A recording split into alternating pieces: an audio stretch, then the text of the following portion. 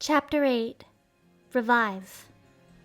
Riku walked through the spacious hall on the way to the next world. He wasn't afraid of the darkness anymore. There was darkness and there was light, and both of them made him what he was. He understood that now. Riku, a voice called. He stopped, looking around. Who's there? He knew that voice, and that smell too. I know you can feel it. The grip that I have on your heart. You have let in the darkness, Riku. It was the voice inside him, the whispering of Ansem. Yes, and that means your very heart itself will become all-consuming darkness. I'm not like that now, Riku shouted. Once he'd lost a fight to Sora and couldn't accept what it meant. But he was a different person now. His heart wouldn't be swayed anymore by Ansem's temptation. Oh, but you are, Ansem replied, undaunted, and Riku's body began to float off the ground. What's happening? Deeper the darkness runs inside you, the stronger I become. Controlling you is effortless. As he heard those words, Riku found that his body wouldn't obey him. He was paralyzed, unable to move a muscle. No! He finally managed to squeeze out a word, and then a sphere of white light began to drift down toward him. What? Ansem's voice was shocked. The light circled Riku and glowed brighter. He fell out of Ansem's control as if strings that held him up there were cut, tumbling backward and hitting the floor with his behind. Must you interfere again? Ansem raged, but the stench of his darkness grew fainter, and Riku could move freely again. Whew, I'm sure glad I made it in time. That ought to keep Ansem busy for a while. The ball of bright light settled in front of Riku and took shape. It was King Mickey. Sorry I couldn't come here sooner, Riku. The king was looking down at Riku with a smile. Here he still sat sprawled on the floor, and he could hardly believe it.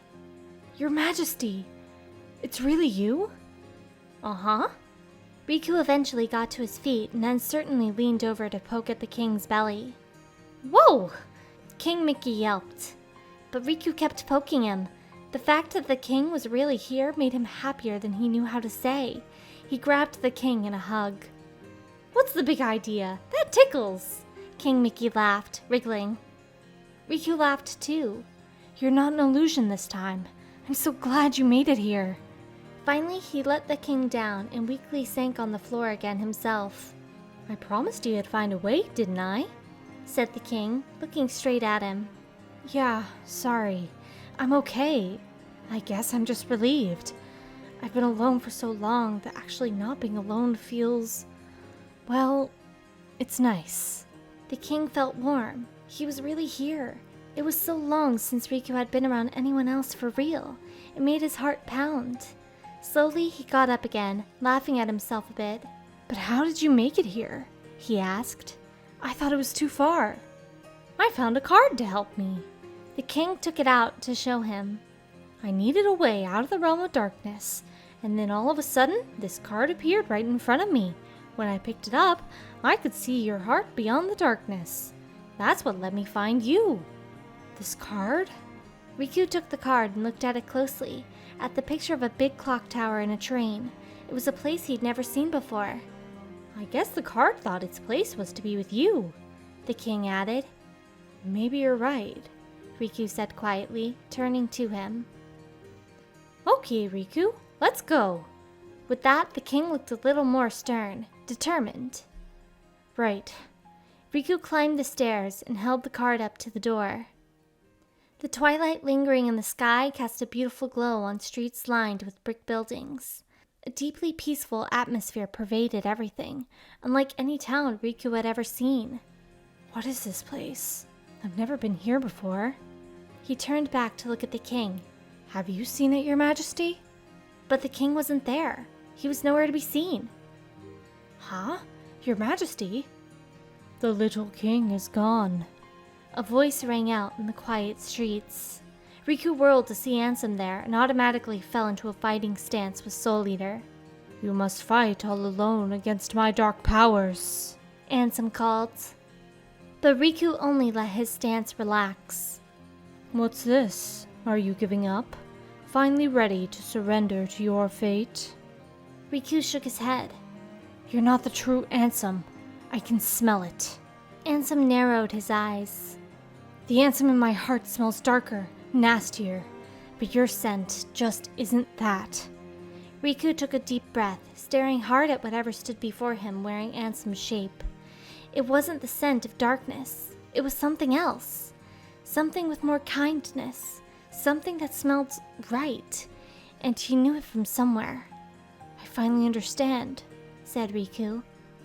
You're the one who guided me when it began. You came to me pretending to be Ansem, and you gave me the card to make me face the darkness. That is correct. As the man spoke, some kind of mist rose around him. Then it slowly dispersed to reveal someone else. The man's face was swathed entirely in red wrappings, like bandages, leaving nothing of his expression visible. But the one eye that peeked out gazed straight at Riku. Diz, or so I am known. I have been watching you all along. The man's voice was deep and even. Really, said Riku. Who are you, and what do you want from me? Diz folded his arms. For you to choose. Choose? Riku echoed. You are special. You exist between light and darkness. You stand in the twilight. You must meet Naminé, and then choose. Naminé? Riku couldn't recall hearing that name before. Who's that? You will know soon. And with that, Diz was gone. Hey, wait! Riku ran forward, but there was no trace of him. Not even a scent. Who is Naminé? For a moment, he hung his head in confusion, but then stood tall and started walking again. There was no one in this town. No Heartless either. And yet it didn't feel at all lonely or neglected. It still felt somehow welcoming. What a strange place, Riku thought. At the edge of town, there was a wall with a big hole in it. He could smell something from there. The scent was tinged with darkness. But there was something else, too. Could it be Naminé? He climbed through and found himself in a dusky forest. From far through the trees, light shone. He began to run toward it. The replica ran. This town bathed in the evening glow, where Axel had led him. He had a vague memory of it. This was where Sora and Vexen had almost fought. And then, Vexen had fallen. Axel had told him that he would be able to gain new powers from destroying Zexion, and even if he couldn't become the real thing, if he got those new powers, he could be something else, not a fake, not a copy of another person. But was it really true? He wasn't sure. New powers did nothing to change the fact that his heart was empty, but he was still the same. And if there was a way to change anything, it would probably happen when he destroyed the real one, the replica thought. If I can do that, something will change, right? The replica went through the hole in the wall at the edge of town and ran through the shadowy forest. Axel had told him that if he went to the place where Vexen had died, he would find Riku. And when he found Riku, when he fought Riku, maybe something would change. The sunset shone red on the tall gate. Beyond there, Riku could see a white mansion. Maybe Naminé's in there, he murmured. From behind him, someone spoke. Hold it! Riku turned, and staring back at him was a copy of himself, the replica, out of breath as if he'd come running. You've changed. Your own darkness doesn't frighten you anymore. The replica raised his sword. How can you tell? Said Riku, not bothering to raise Soul Eater in return. Because I'm you. The replica edged closer.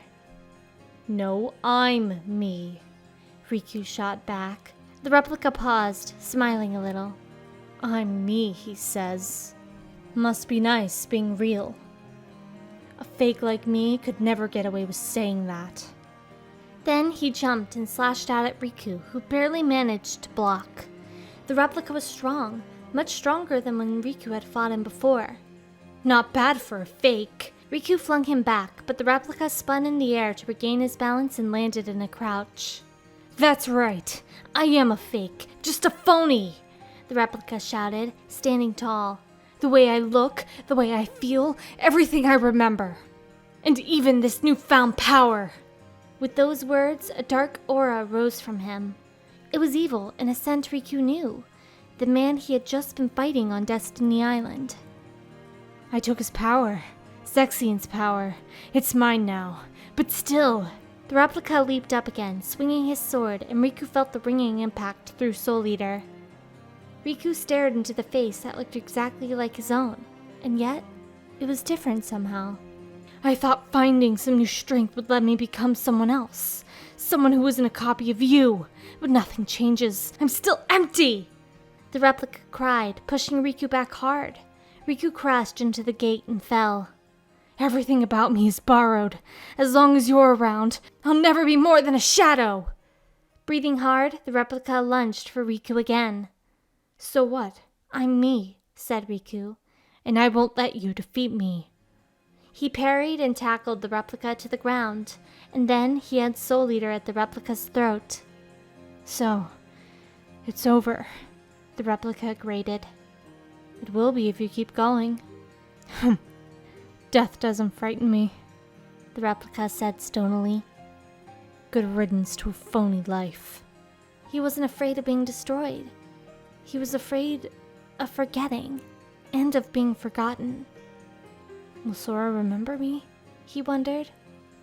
Or will his memories of me get mixed up with the real one, so he forgets that I existed?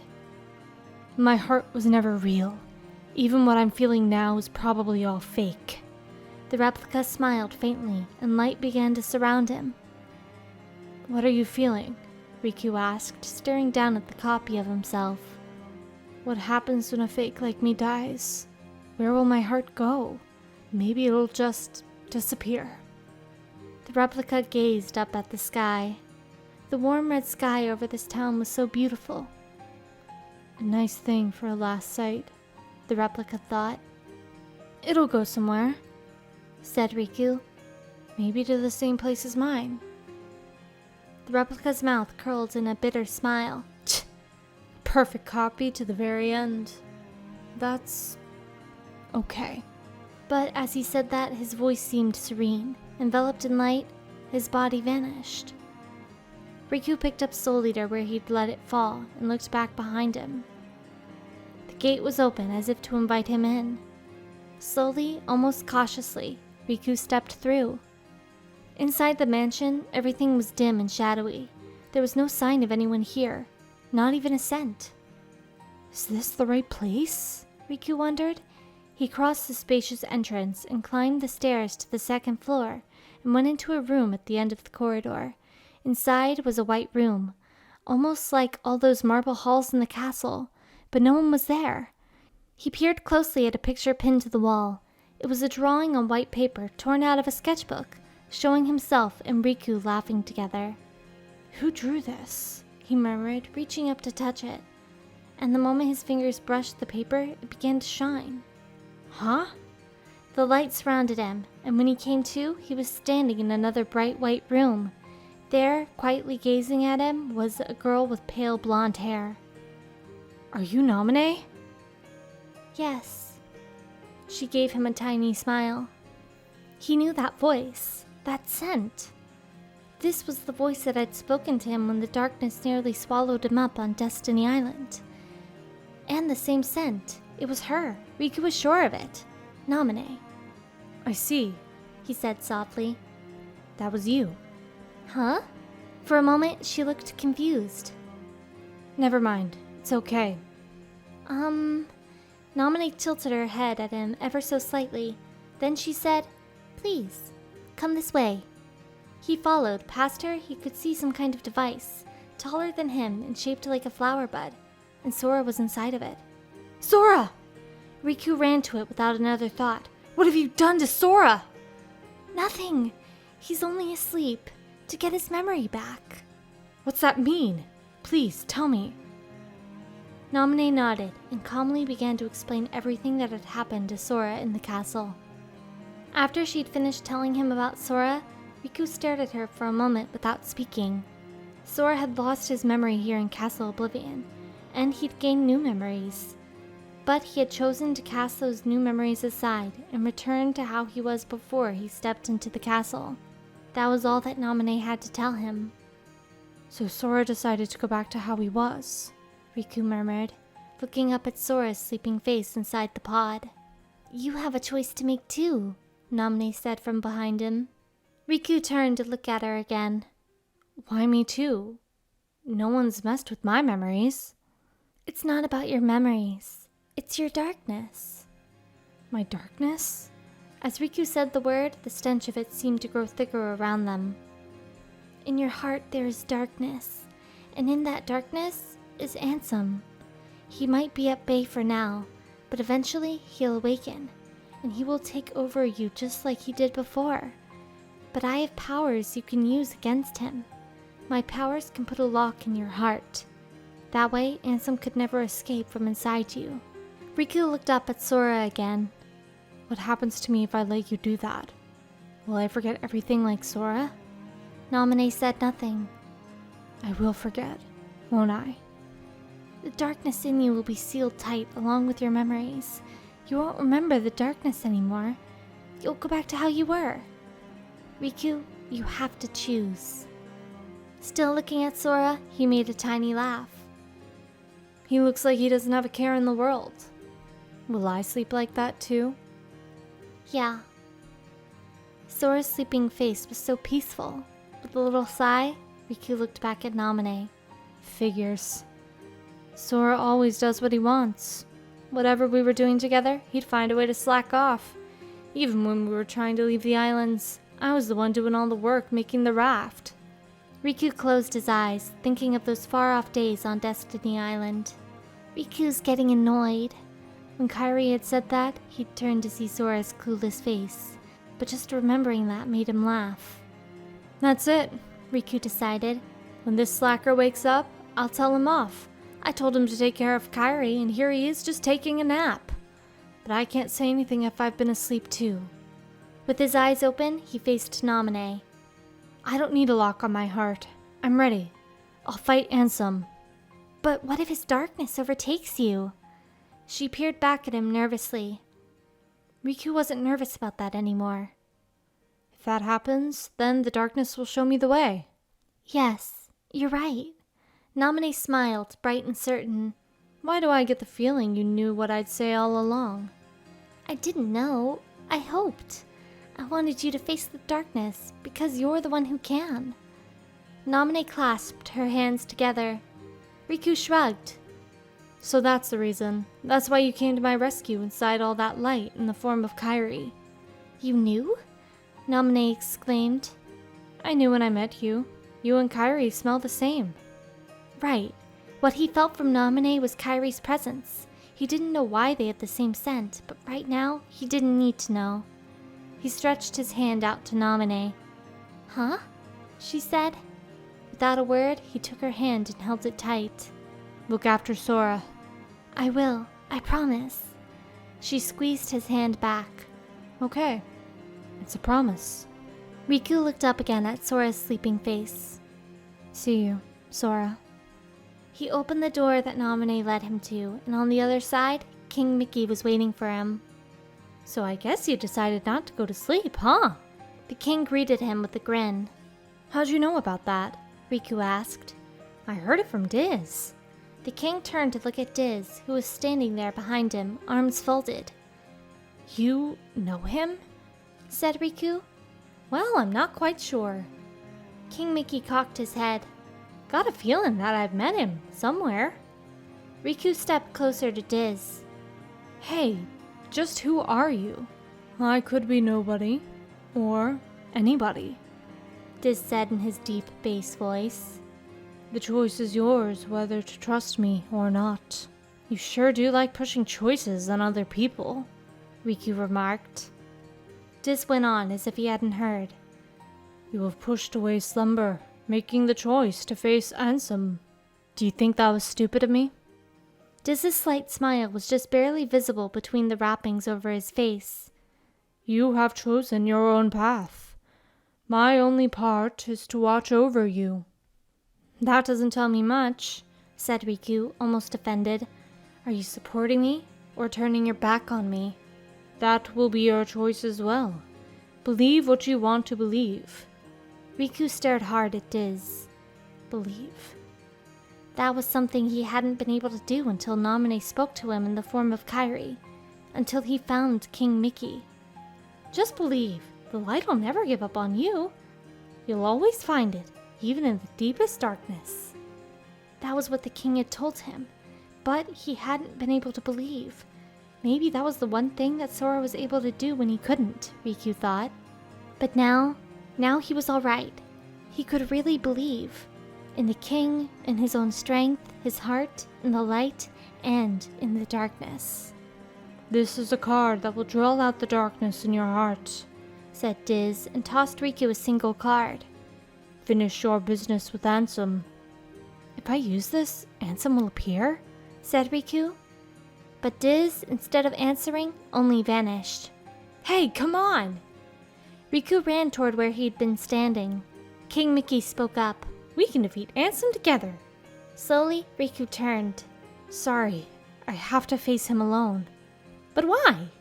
The king looked shocked. There's no point in doing this if I can't do it on my own. But I do need a favor. If I lose to Ansem, he'll enslave me. If that happens, use your powers to destroy... Sure thing! King Mickey cut him off. I'll be right there to save ya. Huh? No, not that. I want you to destroy... No way. No matter what happens, I'll always be there to help you. That's what I decided. Unless you don't really believe I'll come through. The king was smiling broadly at him. It's my choice to believe in you, Your Majesty. And I believe in you too. You're not gonna lose. I just know it. Thanks, said Riku. If the king said so, there was no way he could lose. I know I can beat Ansem. Riku nodded firmly and turned to the door to hold up the card. Through the door, the air was thick with the stench of darkness. Ansem's smell. Show yourself, Ansem. I know you're here. I can smell it. In response, Ansem slowly took solid form. I have watched you fight. I know your strength. Your skill with the darkness has grown. It has matured. He looked down at Riku with a cold, cruel laugh. So what about it? There's something I don't understand. Why do you accept the darkness but still refuse me? You and I are so much alike. We both follow where the darkness leads. Indeed, we are the same. So why? Does some part of you still fear the dark? That's not it, Riku replied. The truth is, I just can't stand the way you stink. He stood ready with Soul Eater. He knew that when he used his full strength, the darkness would pour forth from him. But he wasn't afraid of that anymore. Now he understood. All he had to do was believe in himself. You are a fool. You of all people should know my powers well by now. As Ansem spoke, an enormous shadow rose behind him. It was the darkness that lived in his heart, or perhaps that was his heart himself. It took a vaguely humanoid shape, but more like a colossal heartless, looming over Riku. Oh, I know. Or did you forget? Riku retorted. I used every ounce of strength you had to give, and Sora still beat me. Your powers aren't all that impressive. Riku launched himself at Ansem. Very well. In that case, you will sink into the abyss of my darkness. Ansem cried as if he'd been lying in wait. From behind him, the shadow struck down at Riku with its fist. Ah! Riku raised Soul Eater and blocked the blow, but its terrible force nearly crushed him all the same. But he would be all right. He trusted the king and himself. Take this! Riku pushed away the shadow's fist and leaped for Ansem's head, but the shadow swept him aside, protecting its master. I have nothing to fear from your power, Ansem crowed. You think so? Riku smirked and let the darkness free from within him. I know how to use the darkness, but you only let it use you. He ran in to attack again. The shadow slid around to block Riku's way, swinging its fist, but Riku leaped atop it, using it as a step to spring off as he brought Soul Eater down on Ansem's head. You imbecile! The moment Soul Eater struck Ansem's body, the darkness lashed at Riku. He raised one hand, trying to ward it off so he could see, and landed. He must have hurt Ansem with that, Riku thought. He regained his balance and stood again, not wasting another moment before rushing Ansem again with Soul Eater out to slash at his side. "This is the end, Ansem. This is hardly the end," said Ansem, even as he collapsed to one knee. "You can't beat me, and neither can the darkness." Riku turned to see Ansem likewise looking back at him with a nasty smirk. "Your darkness, I gave it all to you. My dark shadow lingers. Someday, I will return." Darkness burst forth from Ansem as he began to fade. "What?" The darkness would swallow up everything, but a ball of light appeared above Riku. "Your Majesty?" "Gosh, Riku, I know you wanted to do this alone, but you don't mind just a little help, do ya?" King Mickey's voice rang out. The ball of light glowed brighter and brighter. "Come on, Riku, let's get out of here." Then the light outshone everything. "Did I beat him?" Riku wondered, looking around. They were in a marble hall like before. The king answered him gently. "You did it, Riku." "But..." He could still smell Ansem's scent clinging to him. "So, Riku, what happens next? Are you going home?" "I don't know. Still here, it's really faint, but I can still sense him." Riku looked away for a moment, then faced the king again. "I can't go home until it's gone, but I think his darkness might still have a hold on me." "The darkness belongs to you, just the way your light does," King Mickey went on, his voice gaining strength. "Up till now, I thought darkness was something we should try to get rid of, but while I spent time with you, I changed my mind. The road you chose, it's like darkness and light back to back. And for you, I think they may come together in a way nobody's seen before. I'm wondering where the road leads. I'd like to see for myself. That is, I'd like to walk that road with you." Nobody had ever said anything like that to him before. That they had wanted to travel with him on this path. "Your Majesty, I don't know what to say." "Aw, you don't have to call me that. We're pals." King Mickey grinned at him. Still a little embarrassed, Riku rubbed the back of his neck, but returned it. "Okay, fair enough, Mickey." The king, or rather, Mickey Mouse, nodded to him. Epilogue. Daybreak of start, and the last of evening. A single path stretched on through the grassy field as far as they could see. It was impossible to say how far it went, but Riku and Mickey walked along it together. They both wore black robes, the same as the members of the organization wore. After some distance, the path split into three. At the place where it branched, a man stood waiting for them. Diz. "What are you making me choose now?" Riku asked. "Between the road to light and the road to darkness," Diz told him, looking at the paths that split off to the right and to the left. "Neither. I'm taking the middle road." Riku began to walk past Diz on the path between. "Do you mean the twilight road to nightfall?" said Diz. "No." Riku looked back at him with a faint smile. "It's the road to dawn." Riku kept on walking, and Mickey ran to catch up. What lay ahead of them was the daybreak path, the road to dawn. And a new journey would begin. "Walking the path without you, so that we might remake our forgotten promise, so that I can find you on the road ahead." The boy stared at the setting sun. He would watch the sun go down from the clock tower that rose above the station, and each time it was just a little bit different. Something was about to change. The thought hazily crossed the boy's mind. "Roxas!" He could hear Pence calling his name from the bottom of the tower. "Coming!" He called back and turned away from the blaze of the sunset to run down the tower stairs. The sinking sun cast its last rays behind him. End of Reverse Rebirth, Riku's story. An end of the Chain of Memories novel.